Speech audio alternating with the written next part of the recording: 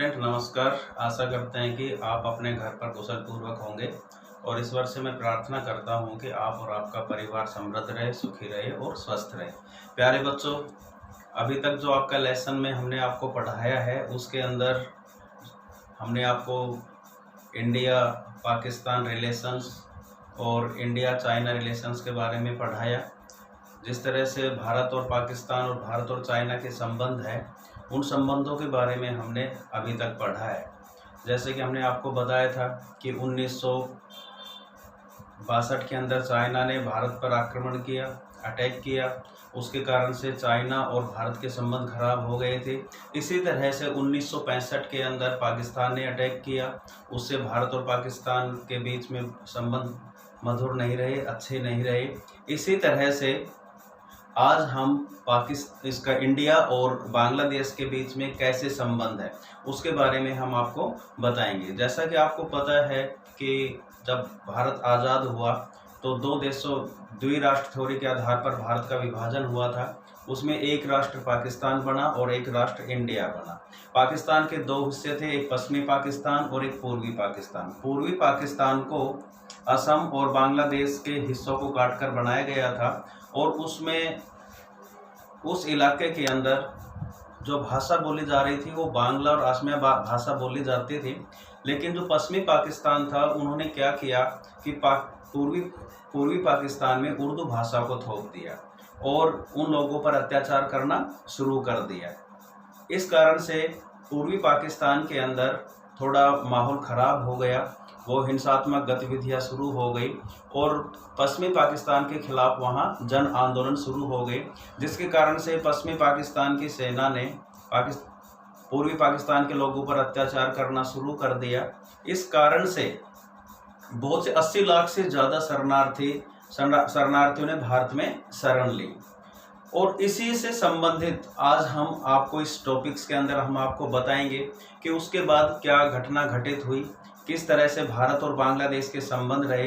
कुछ ऐसे एस्पेक्ट्स है, कुछ ऐसे मुद्दे होते हैं जिस पर भारत और बांग्लादेश के संबंध बहुत मधुर रहे हैं, अच्छे रहे हैं। लेकिन कुछ ऐसे मुद्दे भी हैं जिनमें भारत और बांग्लादेश के बीच में आपस में विवाद रहे हैं।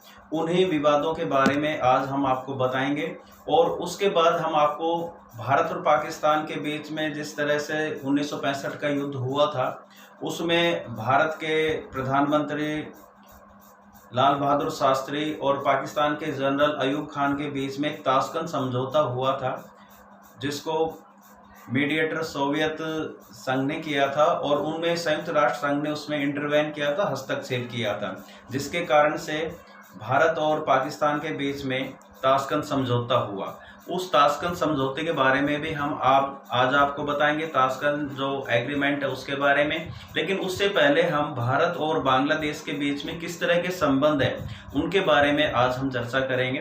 तो देखिए सभी, सबसे पहले इंडियाज रिलेशंस विद बांग्लादेश। तो positive aspect of India's relation with Bangladesh, हम कुछ ऐसी चीजें, ऐसे एस्पेक्ट्स आपको आज बताने जा रहे हैं जिसमें बांग्लादेश और भारत के बीच में मधुर संबंध रहे। तो relation between India and Bangladesh are based on the moral support given by India.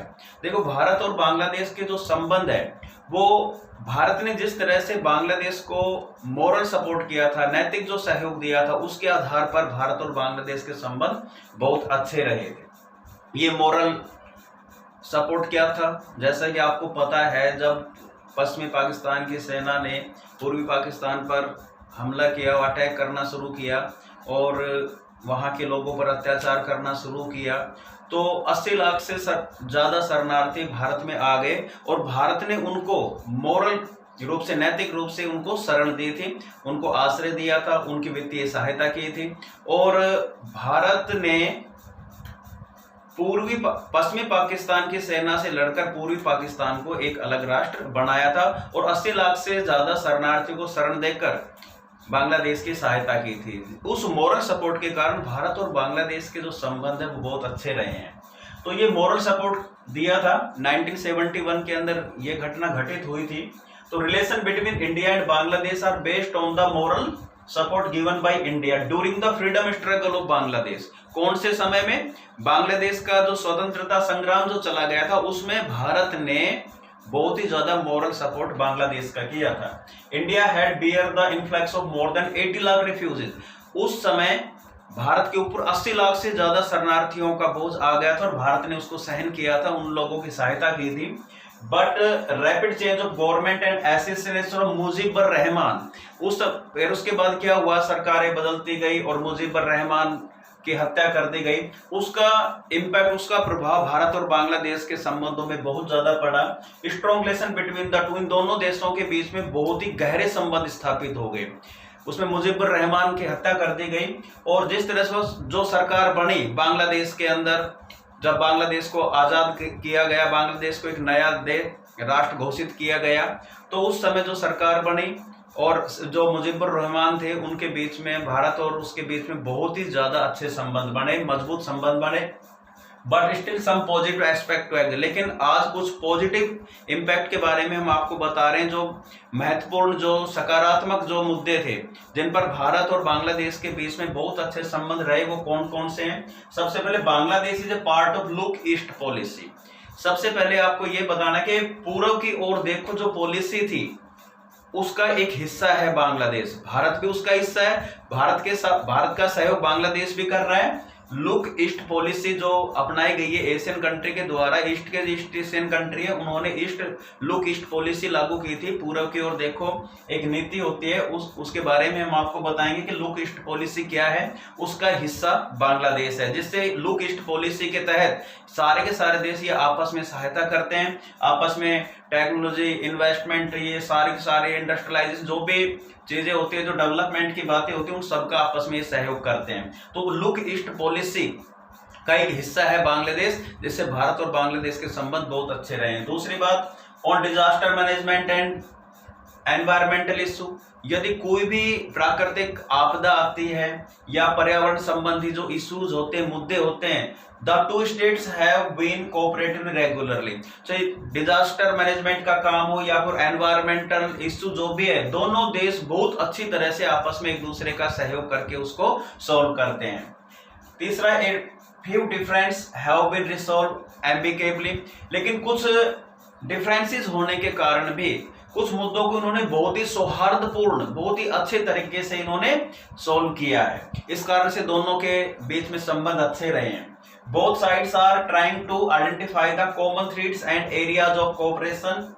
अब दोनों ही साइड्स के अंदर जो भी संकट है, दोनों की तरफ से किस बातों पर जिस तरह से मतभेद पैदा हो जाते हैं, उन मतभेदों को उन्होंने सहयोग के माध्यम से, वो आपस में एक दूसरे का सहयोग करके उन मुद्दों को अच्छी तरह से सॉल्व किया है। इस कारण से भारत और बांग्लादेश के जो संबंध है वो बहुत ही अच्छे रहे, लेकिन कुछ ऐसे नेगेटिव एस्पेक्ट्स भी है जिससे भारत और बांग्लादेश के बीच में संबंध खराब हुए हैं। जैसे illegal migration of Bangladesh in the state of India, Bangladesh से गैर कानूनी रूप से बहुत से बांग्लादेशी भारत के अंदर घुस जाते हैं और जिससे भारत की स्थिति बहुत ज्यादा खराब हो जाती है, इकोनॉमिक स्थिति बहुत ज्यादा खराब हो जाती है। तो इलीगल माइग्रेशन, गैर कानूनी जो माइग्रेशन है, बांग्लादेश के लोग चुपचाप या इलीगली, अवैध रूप से भारत के अंदर आ जाते हैं, जिससे भारत और बांग्लादेश के संबंध खराब होते हैं।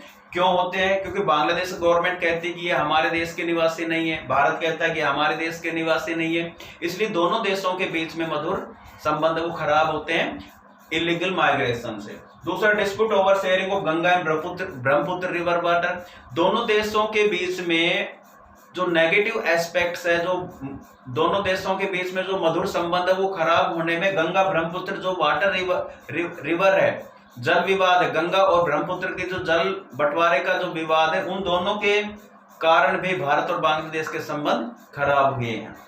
And Islamic fundamentalist group are against having good relation with India, लेकिन बांग्लादेश के अंदर कुछ ऐसे कट्टरवादी इस्लामिक ग्रुप भी है जो भारत और बांग्लादेश के संबंध को अच्छा नहीं होने देते हैं, बहुत ही खराब संबंध वो चाहते हैं कि भारत और बांग्लादेश के संबंध अच्छे नहीं रहे, इसलिए वहां बांग्लादेश के अंदर कुछ कट्टरवादी इस्लामिक ग्रुप भी है, समूह भी है, जो भारत और बांग्लादेश के संबंधों को सही नहीं होने दे रहे हैं। तो कुछ ये चीजें हैं जिसमें भारत और बांग्लादेश, लेकिन फिर भी भारत और बांग्लादेश के संबंध अभी बहुत ही अच्छे हैं। दोनों देशों की गवर्नमेंट के संबंध अच्छे हैं, दोनों एक दूसरे का अच्छा कोऑपरेट करते हैं। लेकिन कुछ ऐसे मुद्दे हैं जिसके कारण से भारत और बांग्लादेश के संबंध अभी सही नहीं है। अब हम आगे इसके बताएंगे आपको, इसके बाद ताशकंद एग्रीमेंट के बारे में बताएंगे।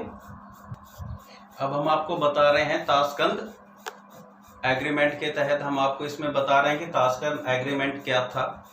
तो बेटा इसमें आपको ध्यान रखना है, जैसे कि आपको पता है कि 1965 के अंदर पाकिस्तानी सेना ने भारत पर अटैक कर दिया था। वो क्यों, किस रीजन से किया था वो हम आपको पहले बता चुके हैं। और ये जो ताशकंद एग्रीमेंट क्या था उसके बारे में आज हम आपको बताएंगे कि जैसे ही पाकिस्तानी सेना ने इंडिया पर अटैक किया तो इंडियन जो फोर्सेज है, भारतीय सेनाओं ने भी उसका मुकाबला किया और उसका करारा जवाब भारतीय सेना ने दिया। और पाकिस्तानी सेना से लड़ती हुई भारतीय फौज पाकिस्तान के शहर लाहौर तक पहुंच चुकी थी और इस युद्ध के अंदर पाकिस्तान की हार हो गई थी, जिसमें पाकिस्तानी सेना के लगभग 90,000 से ज़्यादा सैनिकों को बंदी बना लिया गया था। लेकिन उसके बाद क्या होता है कि यूनाइटेड नेशंस ने इंटरवेन किया और सोवियत संघ ने मीडिएटर का मध्यस्थता का काम किया, जिसके कारण से भारत और पाकिस्तान के बीच में एक ताशकंद एग्रीमेंट होता है, ताशकंद समझौता होता है। उस समय भारत के प्रधानमंत्री लाल बहादुर शास्त्री थे और पाकिस्तान के जनरल अयूब खान थे। इन दोनों के बीच में एक ताशकंद समझौता, उस ताशकंद समझौते के अंदर कुछ बातों पर सहमति होती है।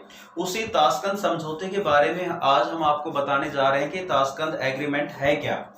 तो N arm conflict had taken after Pakistan attack India in 1965। देखिए एक आर्म कॉन्फ्लिक्ट, दोनों सेनाओं के बीच में एक कॉन्फ्लिक्ट हुआ था, वार युद्ध हुआ था। इसके अंदर जब पाकिस्तान ने भारत पर 1965 में अटैक किया तो भारतीय सेना और पाकिस्तानी सेना के बीच में विवाद शुरू हो गया। इंडिया रिटेलिएटेड, भारत की सेना ने इसका जवाब दिया and Pakistan forces suffered A defeat after India had reached the city of Lahore। जब भारतीय सेना पाकिस्तान के शहर लाहौर तक पहुंच चुकी थी तो पाकिस्तानी सेना ने सरेंडर कर दिया, पाकिस्तानी सेना ने अपनी हार मान ली and defeated the Pakistani offensive forces. और पाकिस्तान की जो ऑफेंसिव फोर्सेज थी, जो उग्र आतंकवादी कह सकते हैं उसको, उग्र जो फोर्सेज थी उनको हरा दिया और भारतीय सेना लाहौर तक पहुंच चुकी थी। उसके बाद क्या होता है, द यूनाइटेड नेशन इंटरवेन, और जब भारतीय सेना लाहौर तक पहुंच चुकी थी तो उसी समय संयुक्त राष्ट्र संघ ने दोनों देशों के बीच में हस्तक्षेप किया and Soviet union mediated an agreement. United nation के कारण और सोवियत संघ की मध्यस्थता के कारण एक एग्रीमेंट हुआ between Indian prime minister Lal Bahadur Shastri and Pakistani general Ayub Khan. इन दोनों के बीच में एक समझौता होता है, इसी समझौते को हम ताशकंद एग्रीमेंट कहते हैं। The agreement was sign in the city of Tashkent in January 1966। Tashkent शहर के अंदर जनवरी 1966 जनवरी 1966 के अंदर ताशकंद के अंदर ये समझौता होता है। और उसी को किसके बीच में हुआ, ये लाल बहादुर शास्त्री जो इंडिया के प्राइम मिनिस्टर थे और पाकिस्तानी जो थल सेना अध्यक्ष आर्मी चीफ थे वो जनरल अयूब खान थे, उन दोनों के बीच में ताशकंद में एक एग्रीमेंट होता है। उस एग्रीमेंट में क्या क्या होता है, किस बात पर सहमति बनती है दोनों देशों के बीच में, उनके मुख्य पॉइंट क्या थे। Main points were both the countries would go pre war position. सबसे महत्वपूर्ण बात क्या थी ताशकंद समझौते के अंदर कि दोनों देश युद्ध से पहले वाली स्थिति में आ जाएंगे। जहां जो सेना जहां पर थी वहां पर अपने पूर्व पहले वाले स्थान पर आ जाएंगे, अपने वो स्थानों पर आएंगे। तो पहला उसमें समझौता हुआ both the countries would go pre war position. पहला समझौता ताशकंद में यही था कि दोनों सेनाएं प्री वार पोजीशन पर आ जाएगी, युद्ध से पहले की जो स्थिति थी उसको बनाए रखेगी। And restoration of diplomatic ties, और दोनों ही देशों के बीच में कूटनीतिक संबंध स्थापित होंगे। ये भी समझौता हुआ कि दोनों देश आपस में मिलकर ये समझौता करेंगे, अपने कूटनीतिक जो संबंध है वो दोबारा से बहाल करेंगे। And order to transport prisoners of war, और युद्ध के अंदर जितने भी सैनिकों को बंदी बनाया गया था वो छोड़ दिए जाएंगे। और दोनों ही देशों के चौथा जो था वो पीस का था, शांति का था। दोनों ही देशों के जो नेता थे वो अपने अपने क्षेत्रों के अंदर शांति स्थापित करने का काम करेंगे। तो ये क्या था हमारा, ये ताशकंद एग्रीमेंट था। इसी से रिलेटेड क्वेश्चंस आज हम आपको देंगे और उनको आपने अपनी फेयर नोटबुक में करना है। Thank you.